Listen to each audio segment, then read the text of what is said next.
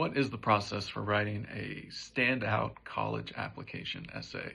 Ultimately, there are a million ways to do it, but most of the students that come to me and I ask them this question, even just what are you going to write about, they won't have an answer. So one way to answer that question is to think, what do colleges, universities want?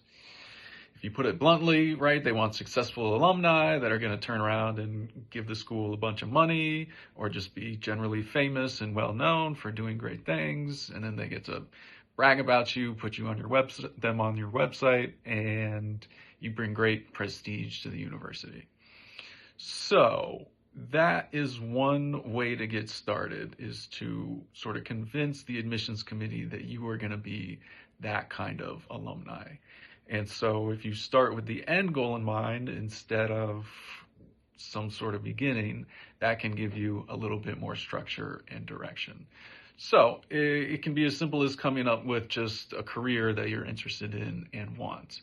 And so college almost always is hopefully not an end in and of itself, right? You're going to college for a reason. And so if you can articulate that reason, then you're going to sound better than someone who, for example, is just writing something personal about themselves, because what you often hear as well, it's an opportunity for you to show who you are as a person, and so you should write something personal, whatever that might mean. So if you have a little bit more intention and purpose, you can say something like, well, I want this career, so I need to go to college and study this thing so that I'm qualified and can start working on my dream. And so that already gives a reason and a purpose up front. And what that indicates is that you already have some motivation to go through with the process of college, which is a difficult thing to do. Not everybody's going to graduate. So if you can convey that you have a reason to do it, you're more likely to get accepted. All right, so in many ways, that's an easy part, but it's not necessarily that easy. If you are a high school junior, which is, I think, the ideal time to start working on this essay. If you ask them, what do you want to do in 5 years for your career? They might not have an answer, or they might have the vaguest of answers. I want to be a lawyer, I want to be a doctor, I want to be this, which is a good starting point. But some people don't even have that kind of an idea. Either way, you have to get to some kind of point where you can say something like that. And so often the first step is going to be brainstorming. What careers are you interested in? How do you go about finding something that out? If you don't know, well, what subjects in high school do you like? And then what kind of careers might you see after that? So those are some of the sort of very early brainstorming phases. The other thing that you can do in the brainstorming phase is look back in your life where you have moments of extreme emotions, the things where you felt the most something in your life, the most confusion, the most anger, the most happiness, right?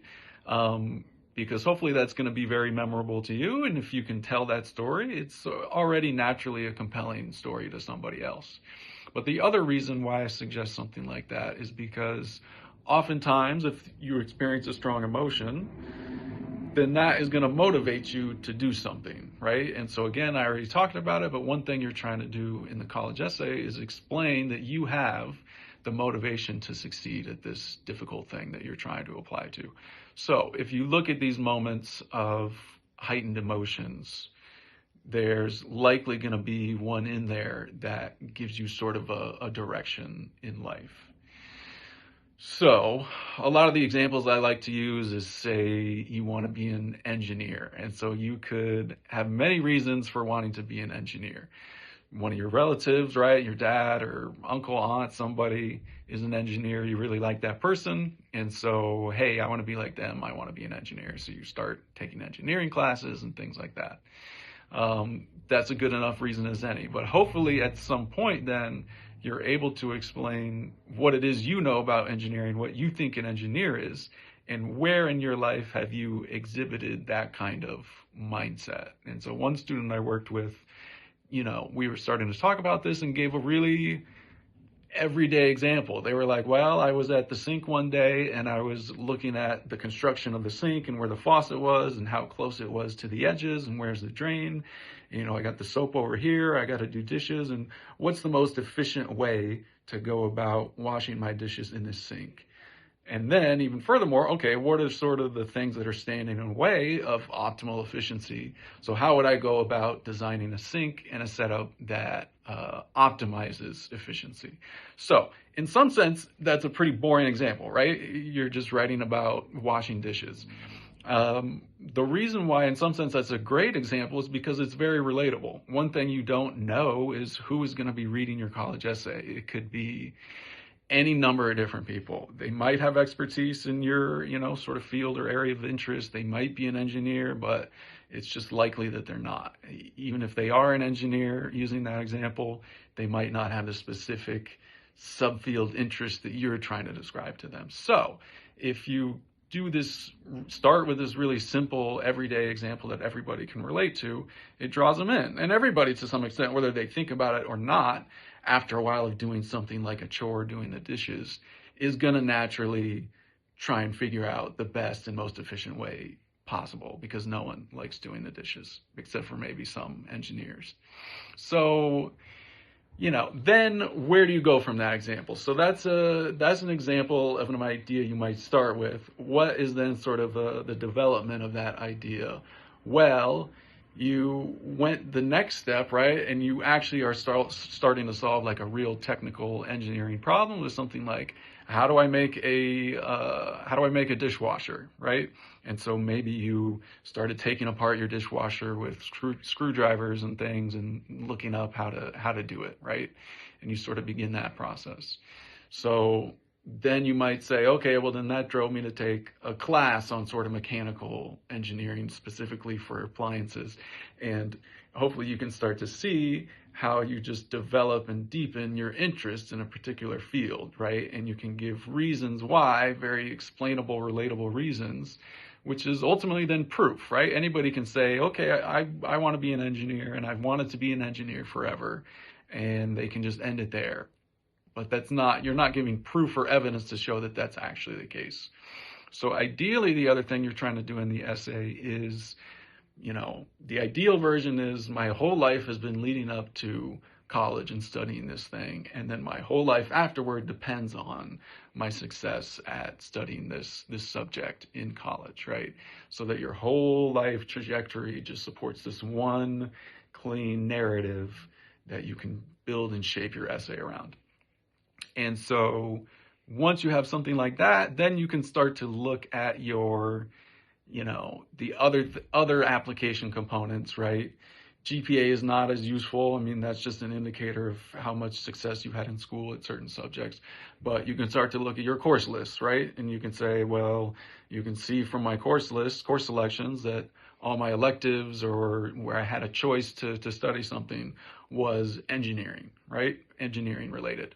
And so you also have that evidence to point to. Now, you don't just want to repeat those things, because an admissions reviewer can see from your course selection that you had that. So then that's when you want to go in and highlight specific moments you had in those courses that you can't just go into detail when you're just listing them. The other thing would be activities, right? You got to give an activities list, extracurricular activities, things like that. Hopefully you might have something like going to the engineering club, right? And then again, all you can do on that element is just sort of list it. Now you can go into a little bit more detail in your personal experience about those events. And so it becomes more challenging when your record is not reflective of what you want to do. So I'll just keep using that engineering example, say everything, all your courses, engineering clubs, activities, but all of a sudden at the end here, you're applying to college and you're like, oh wait, I don't want to be an engineer, that's stupid. I want to be a writer or something, or an artist, just something completely different. And your record doesn't support that, right? Then you have a little bit of a challenge to sort of explain, well, why are you taking this change of course and direction? What is inspiring that? If this person only just had this idea, how likely are they to follow through and succeed with this idea? And the likelihood is lower, unless then you can just flip the whole story, like I've been trying to say, right? At this point, whatever it is, let's say now your idea is I want to be an artist or a painter or something like this, but your whole record is showing engineering. Well, how, looking back at it now, how does your engineering background, how is that informing the way you look at art, right? And what are the kinds of things that you are interested in depicting, right? One obvious example would be, well, I like to paint dishwashers or something. Unlikely, but it's starting to go in the right direction of, even though my background doesn't necessarily literally go into this, I can go back and tell you, looking back at it now, where I did have this interest, right? We can go back to one of the examples. You know what, when I was looking at that dishwasher, trying to figure out how to improve it, one of the other things I noticed was, hey, it's a nice looking dishwasher. What are the aesthetics of it? Where's the logo? You know, how is that designed? And you can show how you started to get into sort of design and aesthetic thinking, right? So the point being there is, just because your background doesn't necessarily on paper reflect what it is you want to do, doesn't necessarily mean you can't make that argument. But you do have to go through a process of sort of hindsight and a little bit of creative thinking if it's not as obvious, or if you're not as conscious about what went into those decisions. So if you have that example, right, engineer background, but I want to do art, then you still then can play the game, you know, well, what's going to get me into my dream school or my top school? If my primary goal is to go to a very, you know, high rated academic program, then going for that engineering angle may actually still be the best thing. If you know you then want to switch to art afterwards, you can do that yourself. And so the other point about this is, no one is going to hold you to whatever plan it is you say you want to do and follow in your college application essay. And it's kind of almost ridiculous to expect that most or even any students are going to know exactly what they want to do for the rest of their life and career, and they're going to follow and stick to that, right? So no one expects you to hold you to that. But what happens is, if you do that and do the best job you can, it shows that you have that ability to do long-term thinking, right? And so that gives you the ability to go into college, and then based on the evidence and the experiences that you have there, to sort of then change your plan and know, okay, here is where I came from, here's where I can get to now, and here's how I'm going to go about doing that, right? And so the other benefit of going through a process like that is that then, for example, when you get into the job world and you're applying for a job, you basically have to make this same pitch all over again. Why do you want this job? Why are you qualified to have it? And point to factual evidence in your own experience to sort of prove that, right? And so if you've gone through this process at the college level, it only gets easier the more you do it, right? You have a sense of how this thing is going to go, and you can sort of take shortcuts, and you know, oh, that little detour didn't really work out, so I can go ahead and skip that, right? And so the more times you go through this process and it's applicable to many things, right? You can use it for your college essay, you can use it for scholarship essays, you can use it applying for internships or jobs or grad school or anything. Many times in your life, you're going to have to go through this process, which is essentially an interview vetting process, where you're being asked if you can do the thing you're being asked to do. So once you get all of that down, so in some sense, like I said, in some sense, that's kind of easy to just piece together a narrative about what kind of job you want to get, although there is often a lot of work to doing that. If that's all you do, right? If that's all you do, that's pretty good, right? Most students probably are not going to do that, right? Like I said, a lot of the tendency is just, hey, this is a chance for you to tell more about you as a person. And so vaguely some personal story about some memory they had, or some sort of character building, right? Some sort of skill, something like this, leadership. that kind of thing. Which also is not necessarily bad, especially if you do it in a good way. But so if all you do is tell this narrative of, hey, here's my plan, here's what I need, here's the part you play in it, right? That's pretty good. The way you can take it to the even next level, right, is you start thinking about how you tell this story. So I already started talking about it by talking about you're going to be writing about memories, right? And so then you can start to apply just sort of classic, tried and true storytelling techniques to improve the uniqueness of the writing, right? You already have a good, solid content about what you're saying and makes you stand out. Now, can you show a sort of another level of articulation and writing with things like, again, pretty classic, standard metaphors, similes, hyperbole, descriptive language, right? Sensory experiences, your five senses. What were you hearing, smelling, touching at the same time, right? If we go back to the dishwashing example, in the sink, right? You got the smell of soap, you got hot or cold water. And then even when I start going into those details, okay, I'm not just throwing those details in. Number one, just throwing those details in does kind of make it a better story because it paints a picture, right? And it's more relatable. It's a little bit more interesting. But you also don't want to just stop there. But so for something that I was just saying, right, I'm washing the dishes and, at one point I noticed the water's really cold, right? And so what effect does that have on the efficiency of washing these dishes? So I thought to myself, you know what, I better change this to hot water. And what can I observe and notice that effect has on the efficiency of washing these dishes, or the effectiveness? One gets through grease better, one doesn't, right? And so that's where, again, it's a little bit more fuller in depth of a layer of, I actually had this experience, right? I'm not just lying. It's a lot harder to make up that sort of lie and story of all these little details and the impact that it had on your thinking.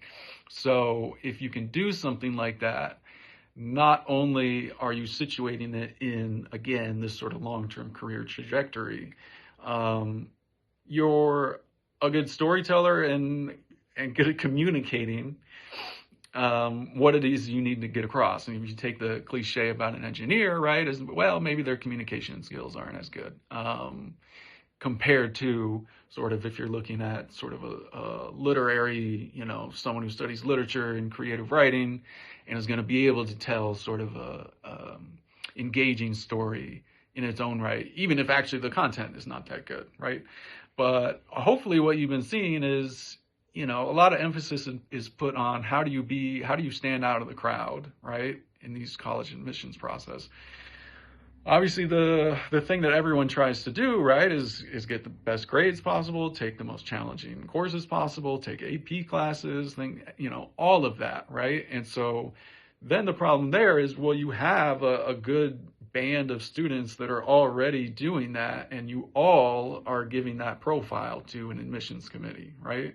And so then you're starting to look into, okay, well, what things are even more outstanding, right? I won a national award in the math competition or something, things like this. And so then hopefully your sort of resume is saying how you are even more outstanding than the next person. So, but what happens if you don't have one of those things? Or even just take the assumption that, okay, everybody else has that thing too. If you're applying to a school like Harvard or something, everyone's going to have these numerous outstanding examples and experiences. So one, your resume, so to speak, can do a certain extent of speaking for itself, but a lot of times that's just going to be the sort of minimum or price to admission, and saying, okay, now let me look at the essay and see how this person is really looking at this whole thing, right? And so that's where I was just going into the storytelling techniques can start to set you apart from other applicants. Now, if, again, that's as far as you go, right? I made a point of saying that some of those literary devices I was just talking about, metaphors, similes, imagery, sensory experience, right? Those also are pretty standard, right? There's nothing super extraordinary about that in and of itself, for sure. But if you start to combine all the components that I was talking about, purpose, career trajectory, how the university is going to help you achieve your goals, and then on top of that, you start adding storytelling techniques. Suddenly you are making yourself stand out in that you have the content and the sort of style. So it's only after you do all of that then that you should have a pretty solid, decent essay that is going to stand out amongst most of the other applicants, right? And then you can always continue to go a step further. And then the further you go from that is really just adding uniqueness, right? Because once you get to that point, I can take you to that point, but I can't at this juncture right now tell you, okay, now let's start to do really unique, creative, outstanding things with this essay, right? We can only even really start to talk about that once you have your example of the sort of basic outstanding essay, right? So everybody knows, I'm not telling you anything new. Obviously, you have to be unique and stand out in your college essay. Well, great. How do we do that? You can't just start. You can't start there, or at the very least, it's going to be the rarest of rare individuals that somehow can start spitting out a completely unique and well thought out, put together story from the beginning. So that's why these sort of common building blocks that I've been talking about are really the prerequisite for even distinguishing yourself even more. And so when I take students through this process, that's always the first step, is this sort of standard operating procedure that even within there is still a great amount of variability and uniqueness in that, right? That itself is not an easy process to go to. But so that puts you on a pretty good track to have an outstanding college essay. So in further videos, we'll go through some examples and try and come up with and show you examples of, okay, what happens when you even go beyond that point. So thanks for listening.